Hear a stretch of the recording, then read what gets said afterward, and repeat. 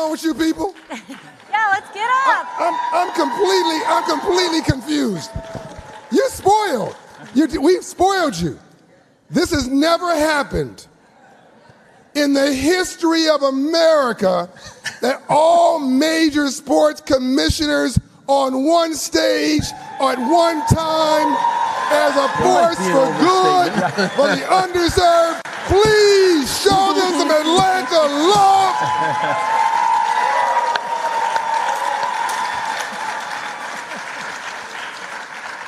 We need to take No pressure for me, right? No pressure. I might be out of a job if this doesn't go well. Time is up in 38 minutes. Let's go. Hi, everyone. Thank you so much for having us. It's such an honor to sit up here and talk to all of you guys. So while I was getting ready for this, I was doing some research, looking up specific things about this forum, and obviously the phrase, the future, was front and center. I saw it so many times, and it's really interesting because I think about the future, and even when I was a little girl, and even now, it's scary sometimes, exciting, but definitely scary.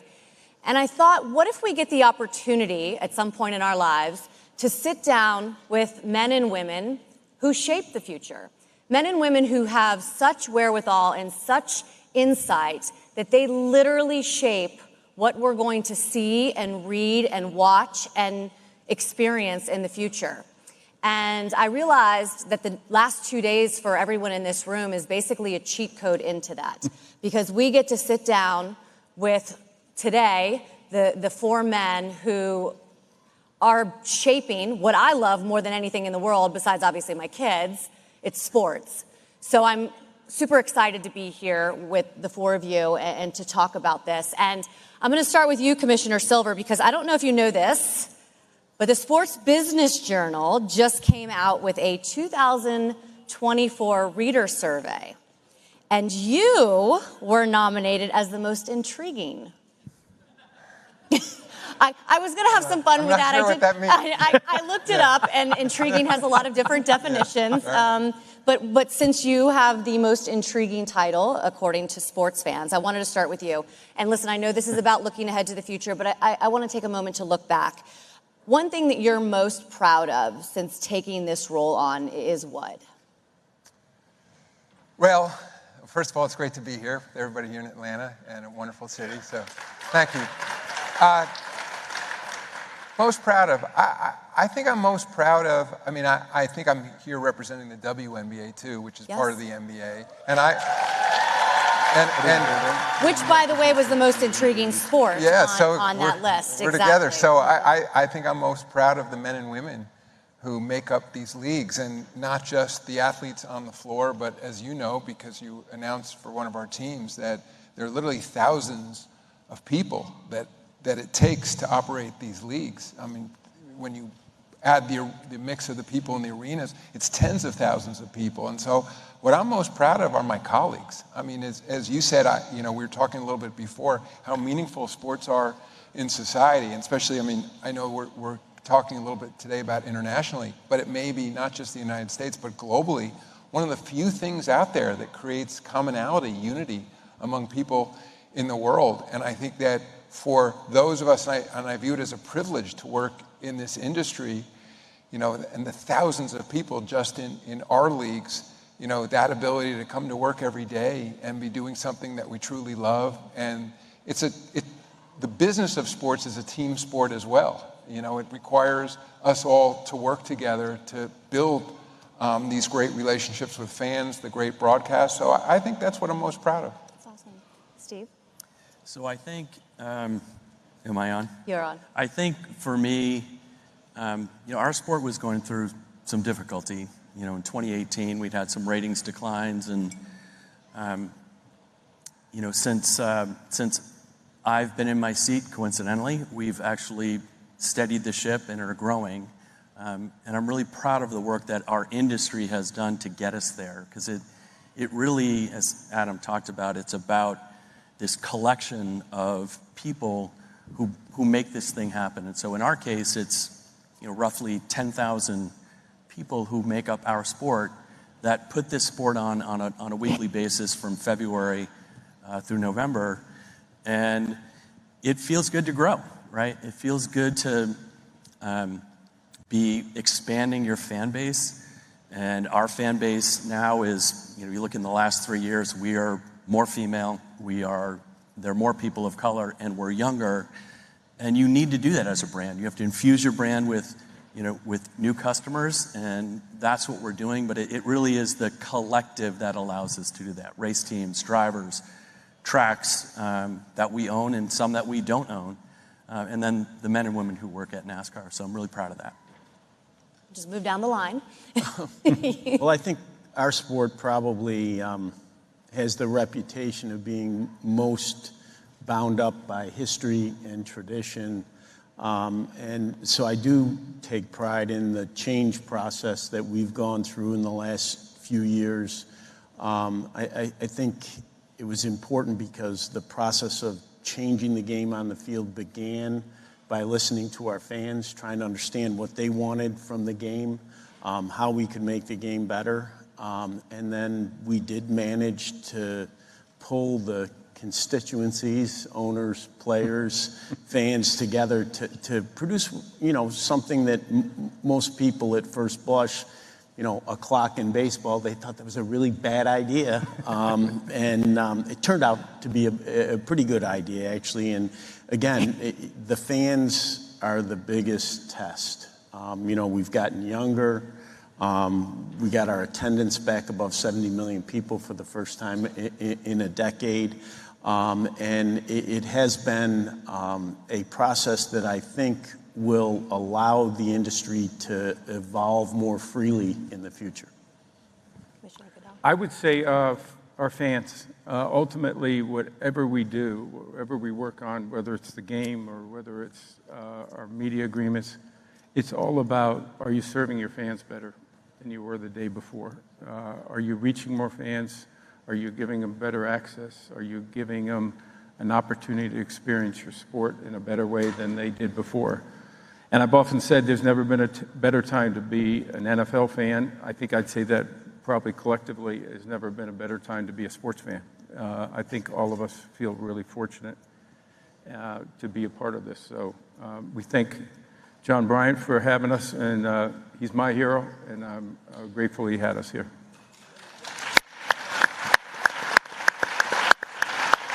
I'll follow up with you, Commissioner Goodell. We're going to start talking, obviously this is a global forum, so I want to start there international. Obviously, the NFL plays internationally, NBA, NASCAR will be going to Mexico City, both the Cup Series and Xfinity Series, and I know that there's plenty of talks about expanding.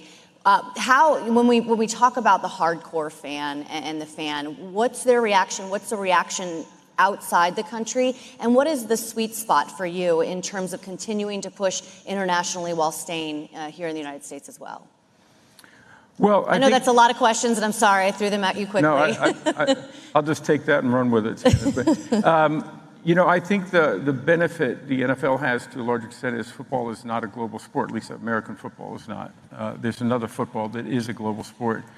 And I think that actually gives us an opportunity because we're introducing our sport to fans on a global basis. And when they get the opportunity to see it, either on television or experience it when we come to a stadium internationally, I think they see, wow, that is an experience that I want more of. And I think that gives us a real potential to grow this sport, to be a global sport, and actually define how that happens to a large extent.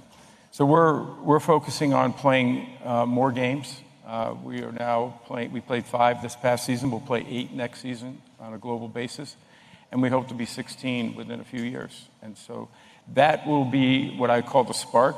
You have to follow that up with the proper media coverage so that fans can experience your sport on a year-round basis, understand more of the game, understand more of the players, and that's the challenge for us, but it's more importantly, I think, the opportunity for us. I think we have a real chance to be global here in the next few years. And Commissioner Silver, I know that there are so many international players in the NBA. So what is the sweet spot for you in terms of moving outside the United States? The sweet spot, Steve and I were just talking, we were over at the Olympics this summer in France, and so the basketball, we're fortunate it's been an Olympic sport since the 1930s. So So in addition to the fact that the game is played all over the world, now because of advances in media, even in my roughly 30-year tenure at the league, it used to be that in the old days, tapes were literally sent overnight express, et cetera, to get to other parts of the world. Then satellite technology brought them. But now through streaming, digital, mobile technology, people can literally watch games anywhere that they can get, a cell service or Wi-Fi anywhere in the world. And that's allowed us to expand in amazing ways. I mean, I'm being here in Atlanta, it's hard not to think of Dikembe Mutombo, who's an adopted son of this town. And I was going to say, if we didn't get a clap for that, we got to see if everyone's awake in here. I was back, unfortunately, in Atlanta, several weeks ago for his memorial service. And I remember when he came into the NBA in 1991, there were 4 players from Africa. Now it's hard to believe we have 50 players in the NBA who either were born in Africa or one of their parents was born in Africa. So just by way of example. Yeah. And we had multiple from France who went in the NBA draft. And now we had, just think back of the Dream Team in 1992 for people who are old enough. We had just a handful of players from Europe then, none from France. And now we have a dozen players from France, including 2 number 1 picks. Mm-hmm. And, and roughly, I think 60 players in the NBA from Europe. So we're seeing the game played all over the world. And what the real advances have come, for example, Roger touched on media. We just did a new set of media deals. And now going forward, every game will have more games on broadcast. Still, of course, there's, cable is declining, but still is an important platform for us. But every game after the season will be available on a streaming service. And that's by definition global. And so it gives people the opportunity to access games wherever they are, and also not just it's a little different in our sport, as you well know, because we have so many games. The same with baseball, that that's bandwidth constraint you have with cable, that when you have streaming, you can have all the games on all the time. So it creates this opportunity for people all over the world. That the real obstacles are time zones, of course. For example,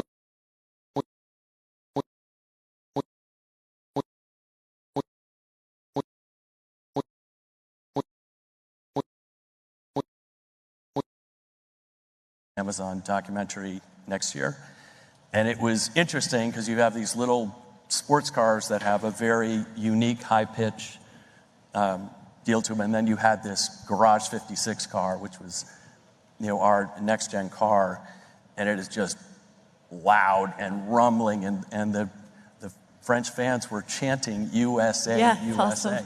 Which is a really cool thing. So I think for us, again, as Adam discussed and Roger did too, it really is about the opportunity, and we need to take care of that opportunity. So my last question on this, and then we'll move forward to the media rights, and Commissioner Manfred, I wanted to ask you about this, because I did read or saw somewhere where you had actually spoken about maybe getting teams outside the United States, having teams externally in other countries, and I believe the NBA has considered that as well. How do you, is that... Canada counts. Yeah, it does. You're right. Yes, it does. I wanted to say that, but then I didn't want someone to be like, well, anyways.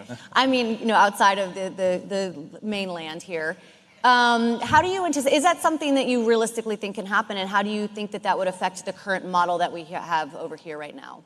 Well, I think that there are places where it's realistic, and there are places that are really important to us where it's not. Mexico, the geography of it, we could manage, even with a basically everyday game. To have a team in Mexico on a full-time basis, there are real advantages to that from our perspective. There's a large Mexican-American population.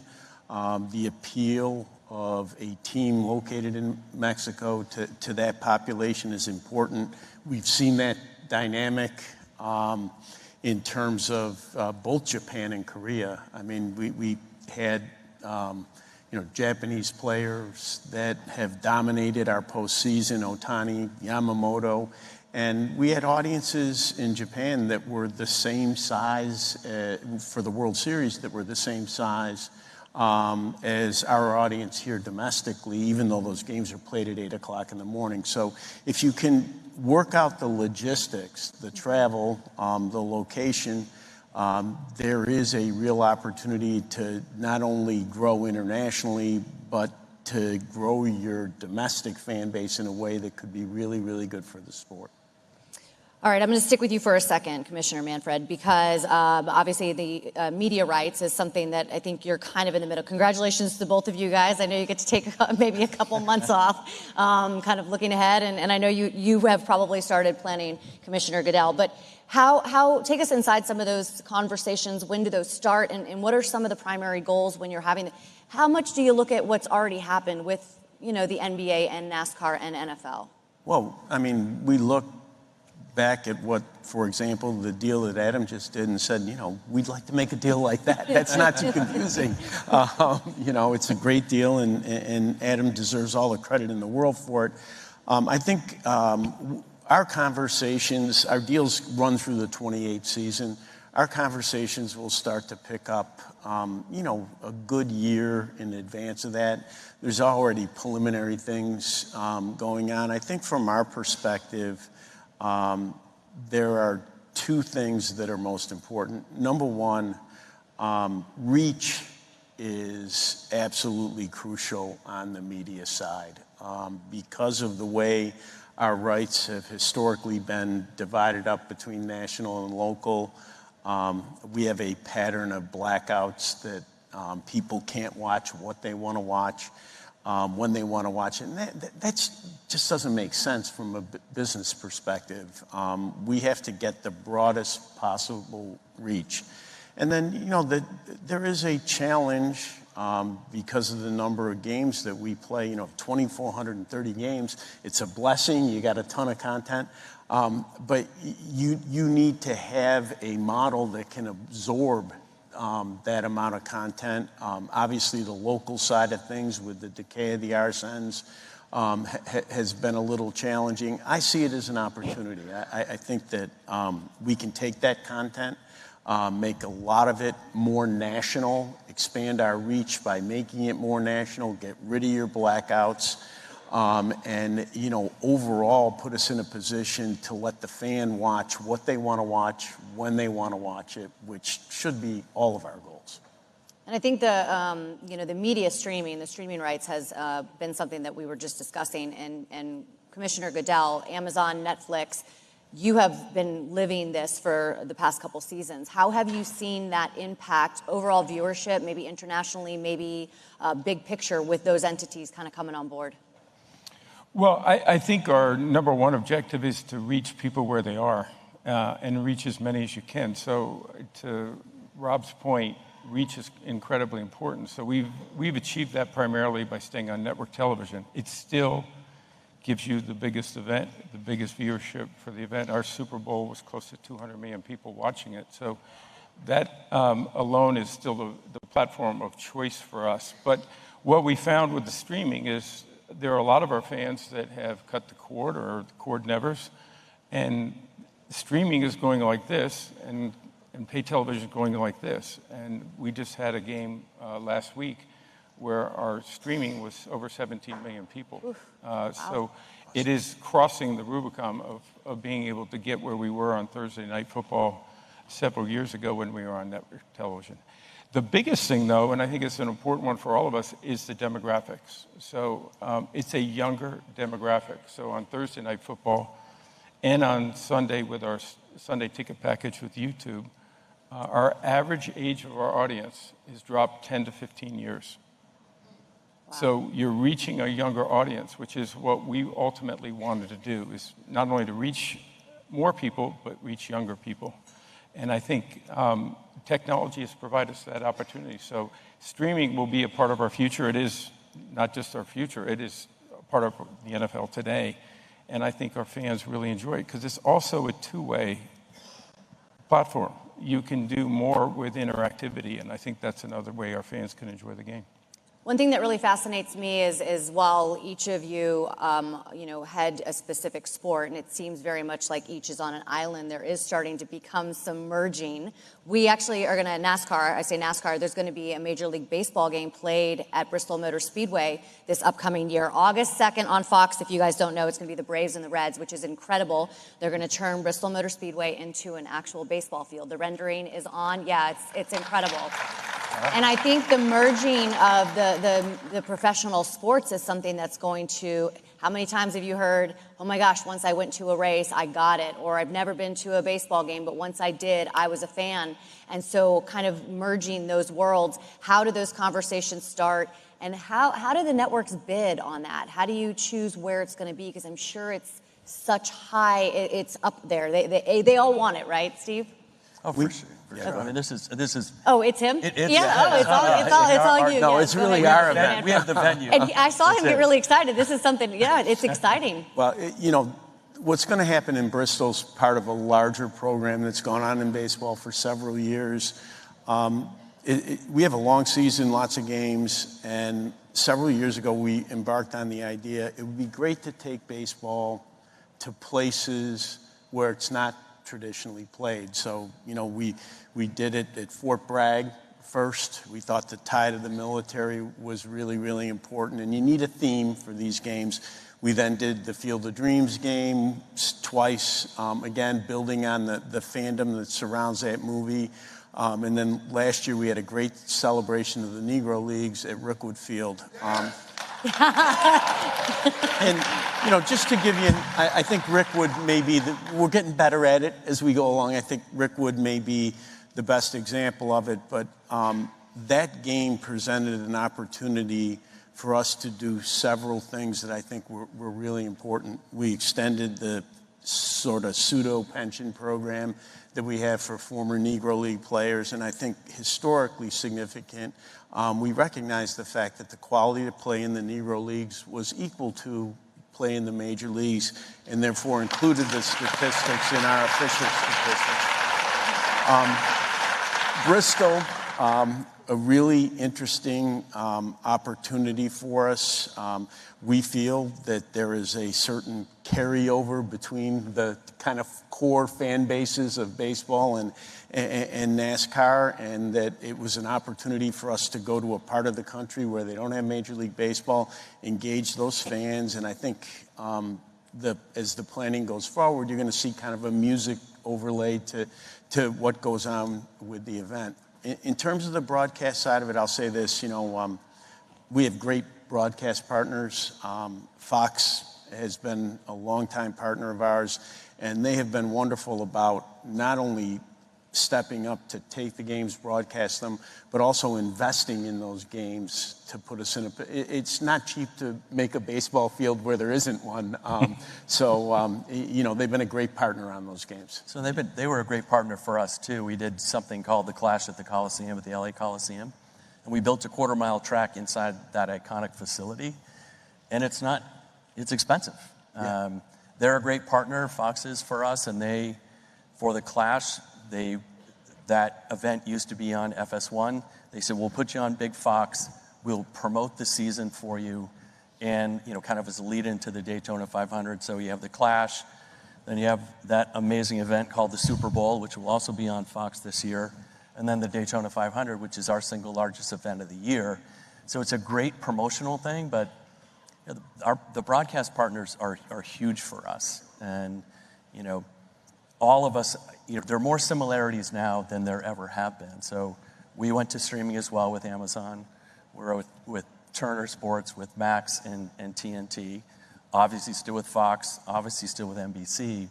And then CW, which is all over the air or free to air for our Xfinity series. So that's, talking about distribution, it's important for us. And we've hedged our bet a little bit. So we're trying to maximize the revenue, but then try to figure out, to Roger's point, the cable universe is declining. It's starting to steady, but it is streaming. We're really excited about Amazon coming on board, and because we think they will bring a younger audience to us, and they also, how they're going to present the sport's going to be different. And I'm excited to see all 5 of those great media partners competing against each other. Awesome. So we have just a couple more minutes here, but before I let you go, I mean, 4 of the 5 leading executives in professional sports are sitting up here, and I talked about it being a cheat code. So I'd just like to briefly kind of have each one of you guys talk about the future. Commissioner Goodell, what is your future? What do you see as the future for the National Football League? I think you mentioned it earlier, it was just global growth. I think the growth of our global audience is such an incredible opportunity, and I think you will see international franchises in the NFL at some point. Probably not while I'm around, but the reality of it is that I think is an exciting opportunity for us, and technology gives us the ability to reach those folks. And so I think all of that is just going to continue to be great for sports fans. You know, I'm not going to talk about global growth because I think we're all on the same page there. I think we see it as a huge opportunity. To me, the second thing that excites me is, you know, we've made a huge investment in youth participation, particularly in underserved communities. And, you know, when you're the sport of Jackie Robinson, you want to see a level of diversity on the field that is a little better than what we have today. And we've already begun to see the product of this investment. You know, we're about 8% African American at the big league level right now. Our draft, the top rounds, which are the ones that matter, we're running about 20% right now in the draft, and we're hopeful that all those great young prospects make their way to the major leagues, and that baseball looks a little more like America in the future.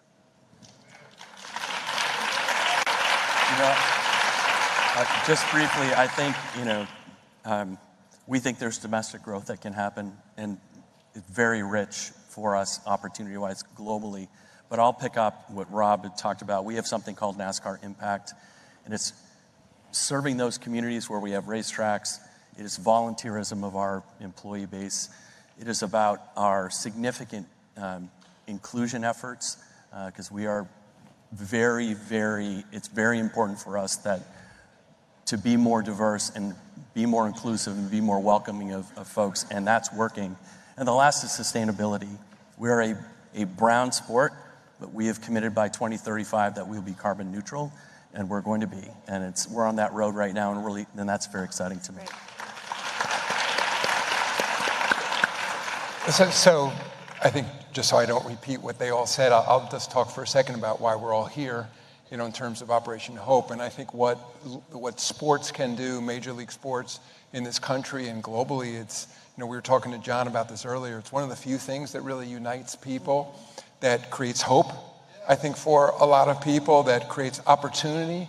And as I was saying before, one of the things that we're always talking about where we go is that, for every driver or athlete on the field or the court, there are thousands of people who are able to work in these industries, for whom it creates prosperity, for whom are inspired by seeing these great athletes. So I think that's what we're so proud of and what we do. And I think, by the way, it's an honor to be here with Dr. Young. I should, of course, say that, to have him in the audience here.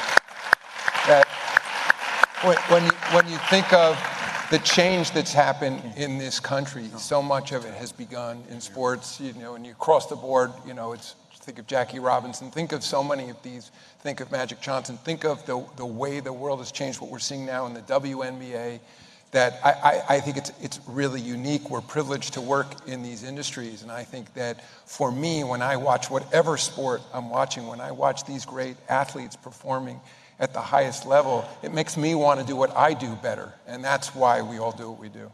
You guys are great. I've worked in sports for 20 years, and I've had the opportunity. I've 20 years in NASCAR, 8 years in the NFL, 3 months in the NBA. I did 2 minor league baseball games.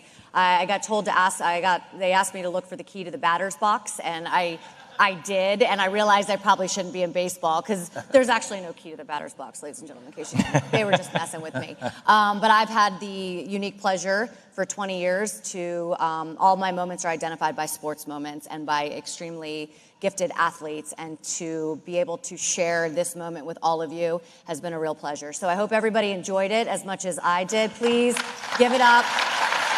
Roger Goodell, Rob Manfred, Steve Phelps, and Alex Silver.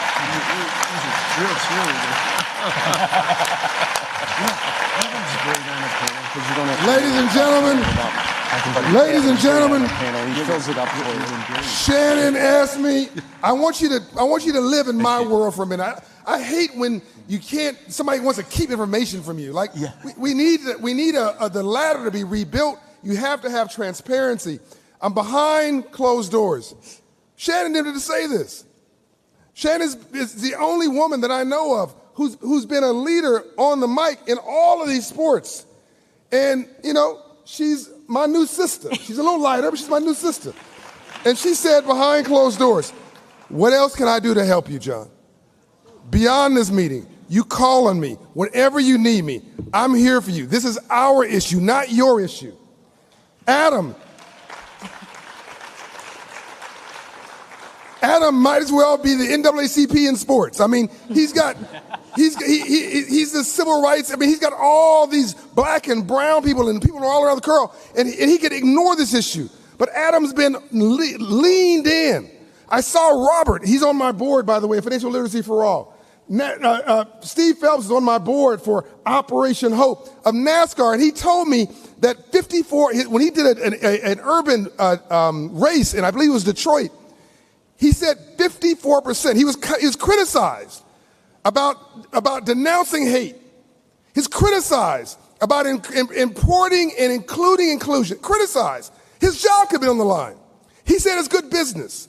When he did a Detroit urban race, he told me that 54% of all the tickets through the gate were new minority ticket purchasers at a NASCAR race.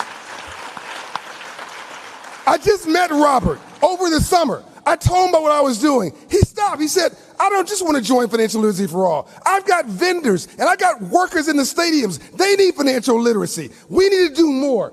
And none of this would happen without my brother from another mother. I called Roger and had this crazy idea. Thought I'd get a click, like as in this phone has been disconnected. I said, I have a vision. I want every major sports commissioner on stage at a time when nobody agrees on anything, where our government is a mess, the world is a mess, people are at each other's throat. Everybody wants to be an American but Americans. What can bring everybody together? Are here and around the world. These are global sports. He said yes, and look at this. Give it. Anybody mess with Roger got to mess with me first.